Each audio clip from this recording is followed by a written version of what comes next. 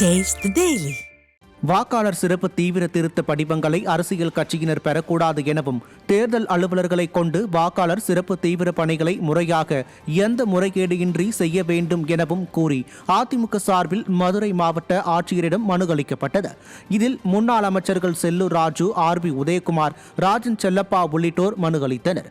மனு அளித்த பின்னர் செய்தியாளர்களை சந்தித்த முன்னாள் அமைச்சர் செல்லூர் ராஜு, வாக்காளர் பட்டியல் சிறப்பு திருத்த விவகாரத்தில் திமுக இரட்டை வேடம் போடுவதாக விமர்சித்தார். வாக்கு சீர்திருத்த நடவடிக்கை, இந்த நடவடிக்கையை அண்ணா திராவிட முன்னேற்ற கழகம் முழுமையாக வரவேற்கிறது. அதே நேரத்தில் திராவிட முன்னேற்ற கழகம் இரட்டை வேடம் போடுகிறது. உச்ச நீதிமன்றத்திற்கு இந்த மாதிரி வரைவு வாக்காளர் தயாரிக்க கூடாது, இது முறைகேடு நடக்கும், இது மிகப்பெரிய பாதிப்பை உருவாக்கும் சொல்லி உச்ச நீதிமன்றத்துக்கு போறாங்க.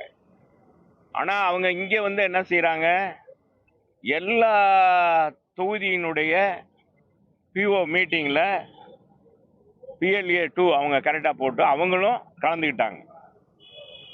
அங்க எதிர்க்கிறாங்க, இங்க ஆதரிக்கிறாங்க. திருவண்ணாமலை மாவட்டம் கொருக்காத்தூர் கிராமத்தில் தார் சாலை அமைக்கும் பணிக்கான பூமி பூஜை நடைபெற்றது.